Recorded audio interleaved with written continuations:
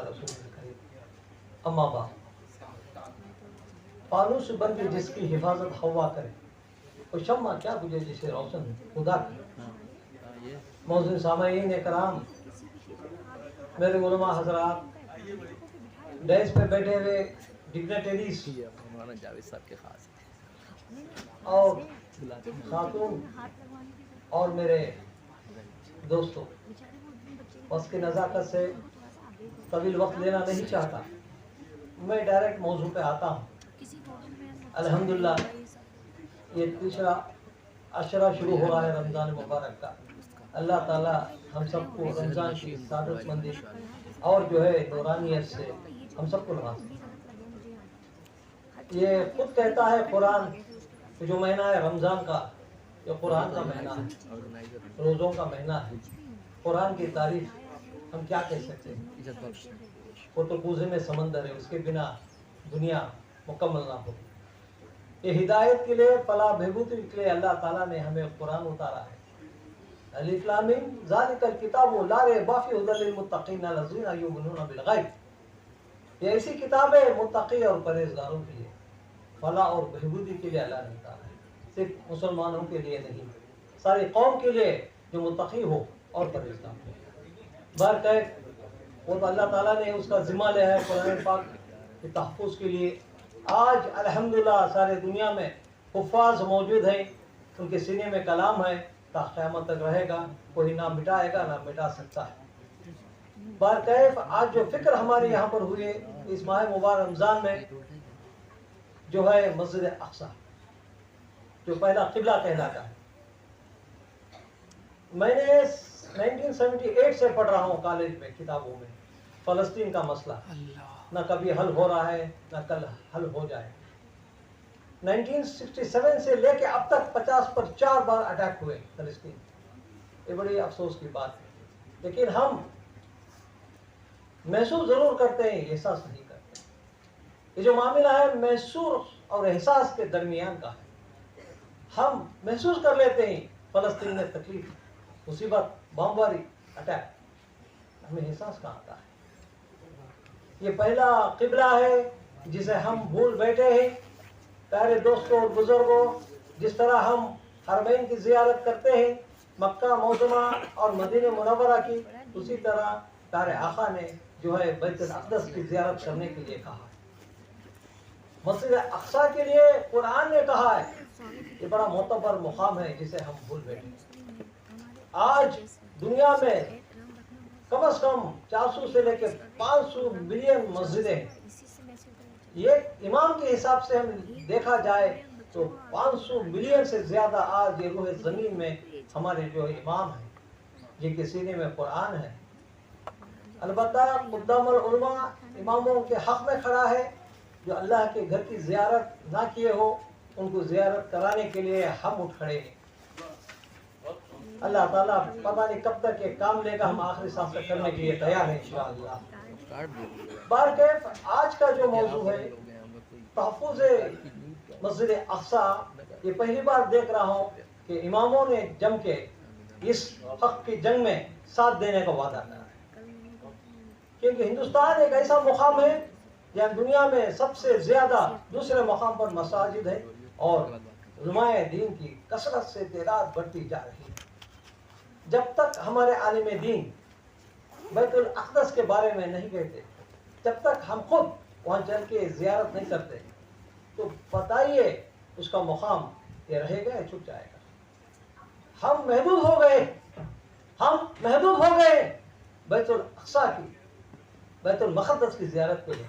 हम और आप कई बार उम्रा गए हैं, हज को गए हैं, क्या हमने कभी मस्जिद अक़सा की दीदार किया है? बताइए, आप अपने आप से सवाल कीजिए, क्या वो ज़ियारत के लायक नहीं? वो बराबर ही लायक है। वो जो है क़िबले अव्वल है। हम अब जो है आज तरफ मुँह क़िबले के, जो दूसरे बार हुज़ूर सल्लल्लाहु अलैहि वसल्लम को आयत आई कि हम जो है हमारा क़िबला हम काबे की तरफ बना लिए, रुख बदल लिए, लेकिन पहला जो क़िबला है क्या उसको महदूद कर सकते हैं? सजदा तो हम किबले के करते हैं, लेकिन मुर्दे को हम किबले अव्वल में दफनाते हैं। इसको हम नहीं भूल सकते। हम सजदा जरूर करते हैं जमीन में, लेकिन हमारा जो रुख होता है सजदे का वो किबले काबा है। लेकिन जो मुर्दों को दफना जाता है वो किबले अव्वल की तरफ है।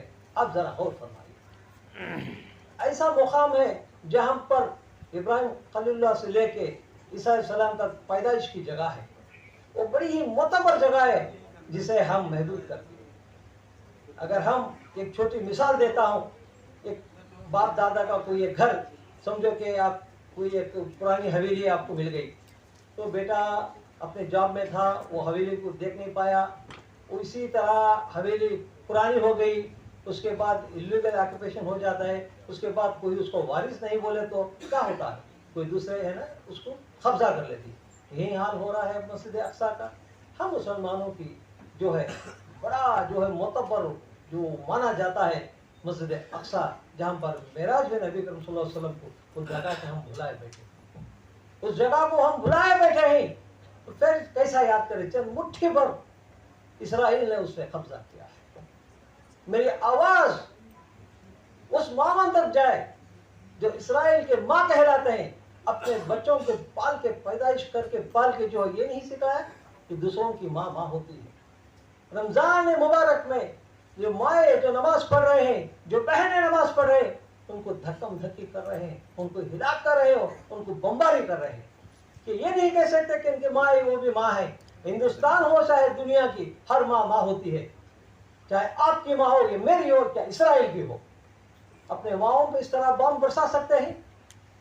क्या हो गया है आज के माहौल में? इंसानियत कहाँ गई? कोई पूछने वाला नहीं। फलस्तीन वालों को कोई मस्जिद अक्सा का वारिस नहीं, ऐसा समझ बैठे हैं। आपको एक बात खुलासे के साथ कहता हूँ कि मस्जिद अक्सा कैसा हमारा बनता है। उमर फारूक रज़ियल्लाहु ताला अन्हु बिना जंग के, बिना खून खराबे के मस्जिद अक्सा को, बैतुल मक़द्दस को हासिल किया। वो इंसानियत का नमूना पेश करे। सुल्तान सलाहुद्दीन अय्यूबी 16 बार चढ़ाव किया, उसके बाद जो है बैतुल मक़द्दस को हासिल कर। लेकिन आपको एक ऐसा राज बताऊंगा, इट इज ओपन सीक्रेट, आप जान के भी अनजान हो जाते हैं। जहां पर प्यारे आका को महराज हुई, बैतुल अक़दस में, बैतुल अक्सा में महराज हुई, आप सब जानते हैं। उसके बाद जो है वो नमाज का तोहफा लेकर आते हैं। प्यारे आका नबी करीम सल्लल्लाहु अलैहि वसल्लम उस मस्जिद अक्सा में जो है अल्लाह के हुक्म से सारे अनबिया को जो है वो खुद इमाम बन के, इमामुल अनबिया बन के सबको नमाज पढ़ाई। आदम से लेकर ईसा अलैहिस्सलाम तक प्यारे आका नबी करीम सल्लल्लाहु अलैहि वसल्लम के वो मक़्सदी बन जाते हैं। तो फिर ये इमाम कौन हुए? ये इमामुल अनबिया जो मुसल्ले पे ठहरते हैं, जगह उनकी होगी। उसी कसौटी को आप इमामों को प्यारे आका ने बिठा के गए हैं। क्या ये इमामों का मकाम नहीं? ये सारे हिंदुस्तान के नहीं बल्कि सारे दुनिया के इमामों का मकाम है। वो मस्जिद अक्सा वो हमारा है और हमारे रहेगा। तकबीर, तकबीर। हम यहाँ जंग के लिए नहीं आए, हम आजादी के लड़ाई के लड़ने नहीं आए, हम अपने हक की बात बताने आए हैं। जहां पर प्यारे आका ने इमामुल अनबिया बन के मुसल्ले पे खड़ के नमाज पढ़ाते हैं और उनके पीछे सारे अनबिया कराम और मस्जिद अक्सा में प्यारे आका की मुसल्ली बन के नमाज पढ़ते हैं। तो इमामुल अनबिया कौन हुए और वो मकाम किसका था? चाहे हम इराक में जाओ, चाहे हम अमेरिका में जाओ, चाहे ईरान में जाओ या फलस्तीन में जाओ, हिंदुस्तान में जाओ, कहीं भी जाओ, लेकिन हम ताबे इमाम के, उस बस्ती के, उस कंट्री के, उस गांव के इमाम के हम पीछे नमाज पढ़ते हैं। वो मुकाम है इमामों का। इसलिए आज इमाम हाजिर है यहाँ पर। आज दुनिया के इमाम उठ खड़े हो जाए, बैतुल मक़द्दस के ओर चले। जिस तरह हम काबे की ज़ियारत करते हैं, जिस तरह हम मदीना मुनव्वरा की ज़ियारत करते हैं, उसी तरह हम बैतुल अक़दस की, बैतुल मक़द्दस की, मस्जिद अक्सा की ज़ियारत करें। देखा जाए कि कौन उसके सामने आके खड़ा होता है।